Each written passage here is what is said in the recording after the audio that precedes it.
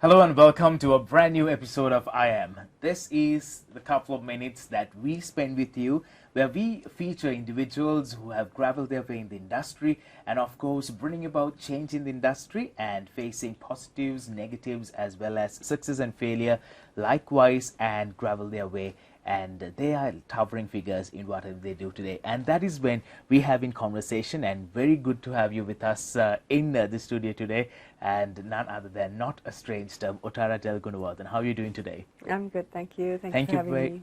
Great. Thank you very much for accepting our invitation and joining with us in this conversation where we want to bring about a change and inspire individuals watching us and also people to get to know unheard, unseen side of Otara Gunewardene. Right. So let's start off this conversation. The title of the show is simple. It says, I am. So to start off with, how would you like to define yourself out there to our audience watching us right now? Well, I don't know. I don't spend time defining myself. I just do what I think is right to do, and it evolves along the way over the years. There've been many years, of course, where I have done different things, and to me, it's always been something that's evolving, even though I've been a part of something for many years. But with everything I've done and everything I do, the base of it is that I just want to make a positive difference in the lives of people and animals and also the environment of Sri Lanka. And everything I do revolves, around that to see how I can make things better for in the country that I live in. Bringing about the best and bringing about a change and bringing the positive side and doing something good to the society and the country that you live in. Well, a great way to start off the conversation today. And my next question would be, I would like to shift the attention from the fully fledged grown individual of Otara to back in the classroom. How did this whole person in the name of Otara grow, and what kind of a individual were you back in the classroom? I was a very shy child, and I was very determined and very passionate even at that time with whatever I did. And my great passions were, of course, sports. I loved sports. I used to do high jump and hurdles in school. And, of course, I was very passionate about animals and the environment even at that age. I used to rescue animals, and I used to go to the jungles very often. My family used to take me. And in school, I wasn't really a very good student because my effort was not put into that area. My effort was always put into sports and training and swimming and also dance. So that's the area that I loved, and I would go to great extents of working very hard to really excel in those areas.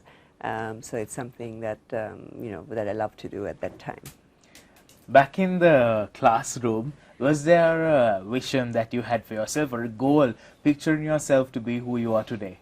My greatest vision as a child and my greatest love and passion and what I thought I would be doing most of my life was actually living in the jungle and doing research on how to help save animals or otherwise protect the environment. And that's how I used to always see myself, as actually being in that area. So somehow over the years it's brought me right back to that space, even though I'm not physically out there doing it. I like to support it. I like to be a voice for change for animals and the environment. So I'm kind of doing what my childhood passion was, just in a slightly different way. Well, I think it's very prominent and evident out there as well, the effort you put in and the time, and a lot is given out by you to save another life and you're against cruelty, which is a great initiative and very less seen in the country as well. But given that, I'm sure for all of this to take place, was there a particular incident that transpired you saying that, I need to bring about change even in your early days? Did you see such a situation which is why that you are moved so much? Yeah, I mean, I've always seen that, the world has sort of evolved in a way where it's really not fair or just for all beings that live here. The society has developed for us to be very sort of unconscious in many areas, not seeing the harm and the pain and the suffering we cause in, in a lot of animals and other humans as well. And and we have to bring about a change to be able to live in a society and community and country where all beings can have a happy and peaceful life, and also where our environment is protected. And so it's the same. I mean, it was something I used to see even as a child, and it's something that I see even today. Even though some areas have changed, especially globally, a lot of change has happened for animals, but in Sri Lanka we're still, unfortunately, a lot more people are more conscious, but legally and with actions, not a lot has changed, which is unfortunate. Yeah, so I mean that's really what I used to see then, what I see now, and I think we have still a long way to go. I think it's a possible way to go, if an effort is put and if there's sort of thought in how we act and how we manage things. There's a lot of change that can happen for the better of people and animals in Sri Lanka and also the world. Some great words coming out from you, and of course I think everyone should be moved about these incidents which is happening across the globe. Going back from the classroom to the teenage years of Otara Gunewardene, how did this all happen? As in, for an example, well, you talk about preserving the environment, you're against animal cruelty, all that, yes. But then in your teenage years, or in your the young ages of the stepping stones of your career, it was something different that we all witnessed. How did that happen? If you'd like to tell our audience, did you dream yourself to be someone of that sort, or? No, I mean, I always. I never saw myself as being in business or an entrepreneur or in that area at all. Really, how it again started was because I was trying to raise money. After my degree is in biology, and after that I actually started modeling.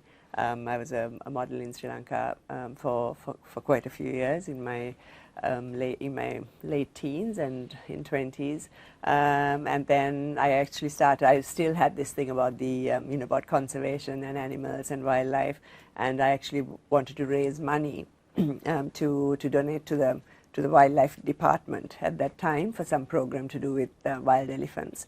And that's when I started sort of printing T-shirts and selling them and trying to raise the money, which I did for that, whatever that project was.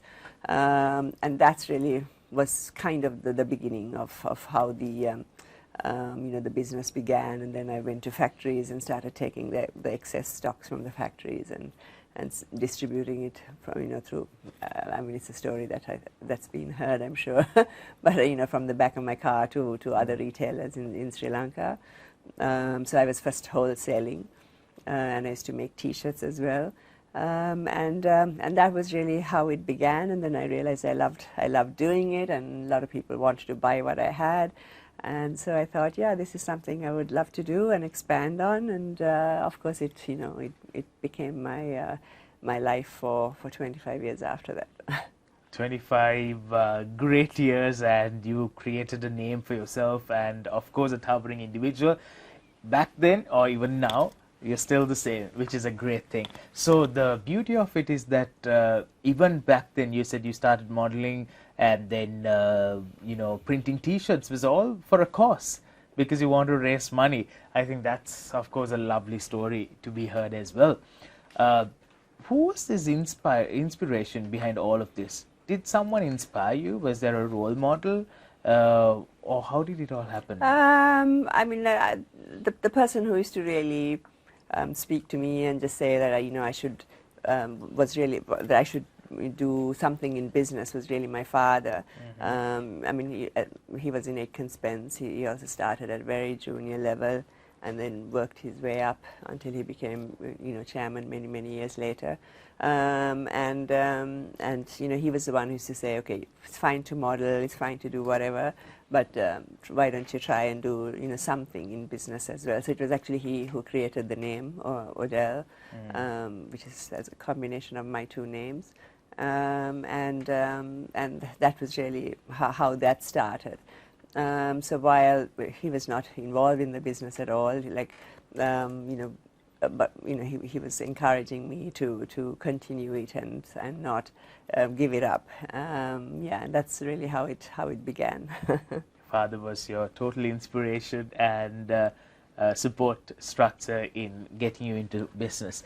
Well, while being in business, I'm sure you must have faced a lot of ups and downs in terms of managing people, getting things out there, and running a business itself is not an easy thing. But people watching us right now, they know that you're a success figure in terms of whatever you do.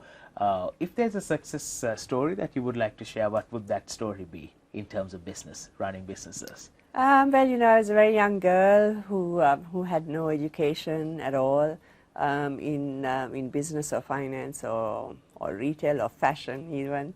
Or marketing, HR, nothing obviously, because I was my degree was in biology, which also goes to show you don't really need to study whatever you intend to do. You can always change along the way. It's good to gain knowledge. It's good to understand how things work. But if you really want to do something, you don't have to study it per se. There are other ways you can learn as you go, and of course you have to. It's a never-ending process, to learn, to keep learning. It continues even today. And I had, a lot of people, family was very supportive. They always supported what I did. In the very early days, my mother would come and help in the shop, and so little things like that, because it was just one or two people, and if I had a sale, she would come and help, and so few things like that. My brother would help with if I needed some advice on finance. I could talk to him. So there were different people I would talk to if I needed advice. But at the end of the day, it's really you and your team that has to grow. The business, and has to have the knowledge and the strength and the stamina really to go at a pace that it takes them to grow and run a business. I think it's just, you have to have the determination, the passion. There are things in your life that change, to be able to accommodate that new sort of life of yours. And I think you have to be, okay with that. And, eventually, of course, I got married, I had 2 sons, so I had to manage all of that as well. But, it is possible. Everything is possible if you have the right heart and the right mind to be able to do good for a community and a country, and for the greater good of many. Definitely. If you want to do it, you can do it. And if you're determined, definitely you can go for it as well. There's a myth which has been built these days saying that people give up their full-time job, especially in the young generation. We see how youngsters want to do their own thing. I want to be an entrepreneur. This is a term which a lot of youngsters use these days, saying that I want to start my own business, I want to do things on my own, I want to start my own YouTube channel. That's how things happen there. Is there a particular advice that you would like to give the up-and-coming entrepreneurs in terms of youngsters who have such a determination? Is it something good to do, to quit your full-time job and get into being an entrepreneur? What's your say? It depends on who you are and what you want to do, but there are so many opportunities now to do things, to create things, to do new things. You can even just being on the social media channels, you can create businesses, you can create a space for yourself in whatever way it may be, a very successful space, but as long as you use it for good and to create something that benefits many, then you can succeed. And at the end of the day, you have to be happy with wherever you are and whatever you're doing.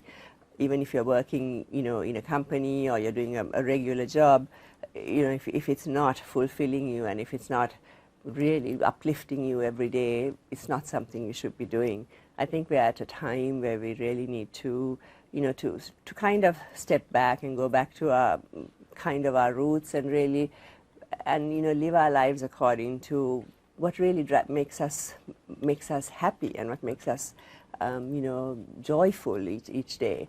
Of course, in your day-to-day life, there are things that you don't like that you have to do, but the greater part of your day should be doing things that you love to do and that you're passionate about.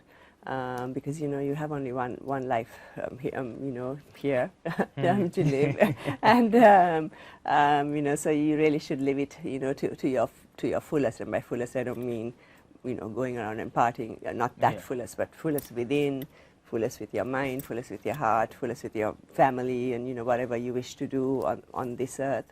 So I think it's each one's choice, and there are certainly a lot more opportunities now than there were before. So it's a great space for young people. Definitely, some great advice coming out from Otara. Thank you very much for all those words. Moving on to the term giving up, or what we call the opportunity cost. You give up something for something better. Well, in terms of your career, your prospects in terms of business, Odell was a great business, and you felt that it was time to move on and do something different. Embark came into place. How was the transition for you?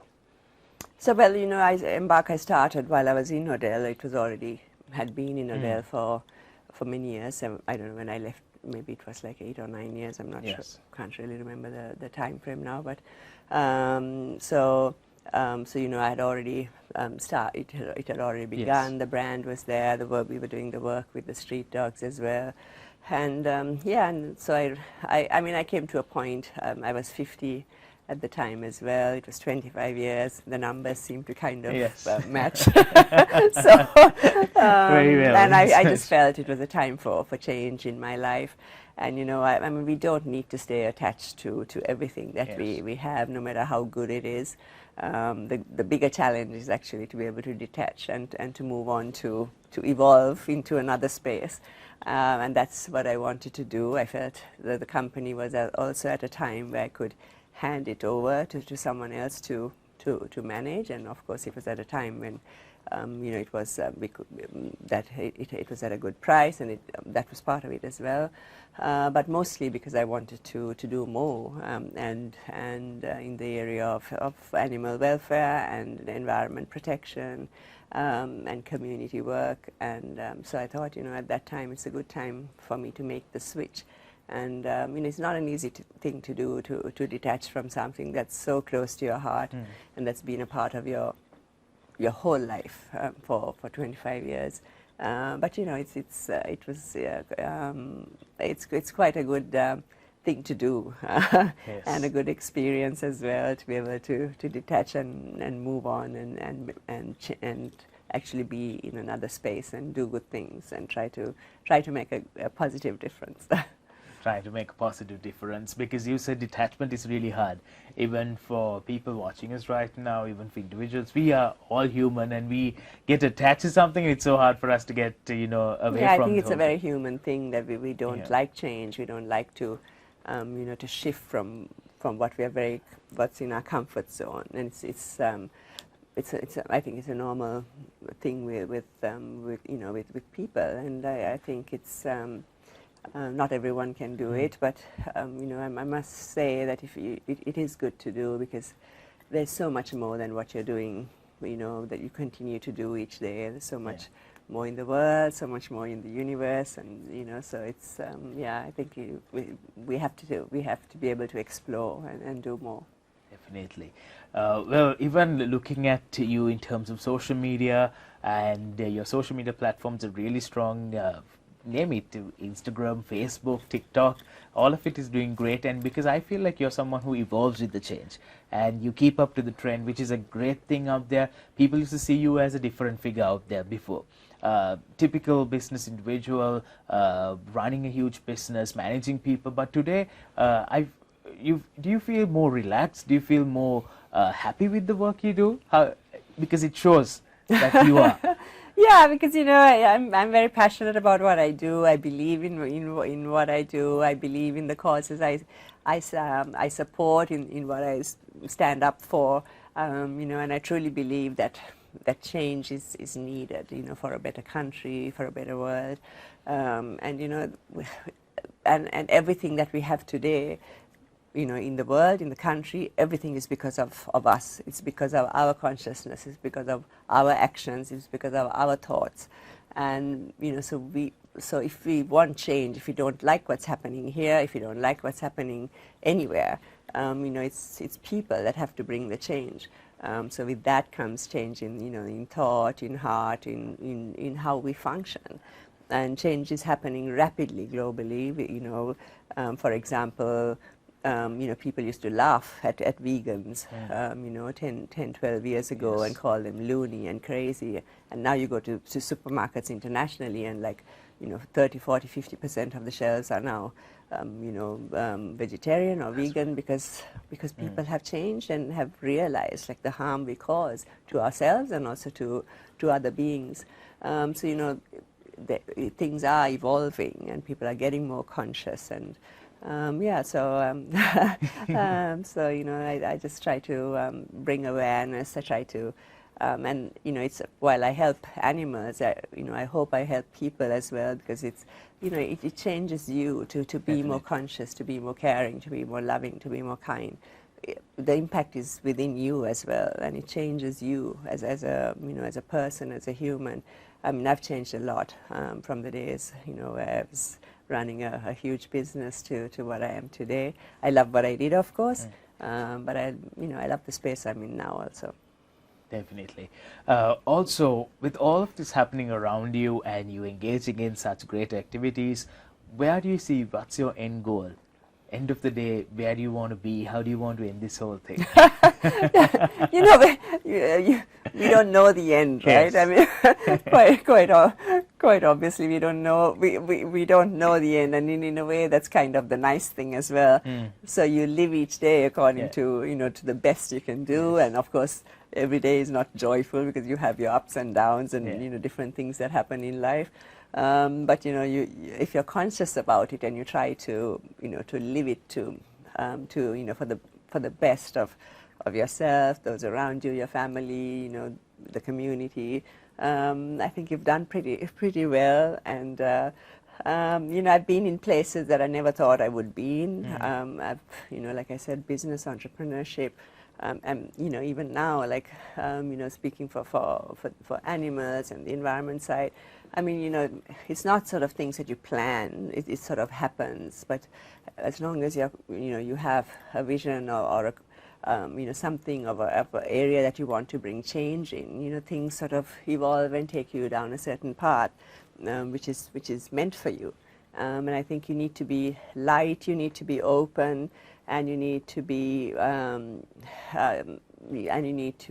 to be open, really, to be taken down a road which is actually meant for you, and where you can bring positive change and you can do good things, in the space that you work in.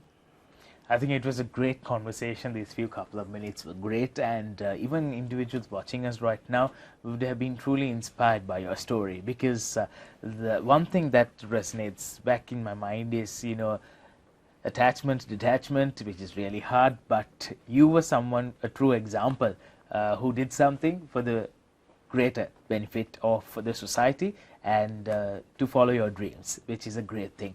As we leave this episode and the conversation today, if there is something that you would like to share with the audience in terms of, if you have the passion to do this, go out and do this. That kind of advice coming in from Otara, what would that advice be? I think, you have to be able to live your life. Each one's lives are different. And even while you're with your family may want you to do a certain things, or and it's fine. You can always listen to advice, and you can always listen to what people say. But at the end of the day, it's your life. You know within you, within your heart what's right for you, and what you're meant to be doing here. And the actual talent you have, the skills you have, and what makes you smile each day, laugh each day, be joyful each day, and be passionate about what you do each day. So I think only we can discover that for ourselves, not the people around you. So I think it's important, to be able to to do in whatever way that you can, in whatever way that you feel within is right for you. And I think it's really important, and I think that's how there'll be more more sort of better energy and joy and happiness around us as well, because I think a lot of people struggle with not with doing things that they really dislike to do. And at the start things can be difficult and challenging, but if it is within something that's right for you, it will evolve into being something. It will evolve into being easier and more joyful and good. So don't give up, and and just just understand the path that you want to take, and go for it. Go for it. Positive vibes, positive energy, and a lot of positive thoughts within this few couple of minutes that we spent with you. I'm sure you were truly delighted, and great to have you with us as well. Thank you very much for taking time off your schedule and joining with us on this conversation. We end the show with this. That's right. Yes, maintaining distance, the new normal. So once again, thank you very much, Otara, and wishing you all the very best. And may you follow your dreams. And we would love to see more content out of with what you do. And looking forward for you to do new things and keeping up with the trend. All the very best. And thank you very much to our audience as well for joining with us with yet another episode of I Am. Thank you very much. Take care and stay safe.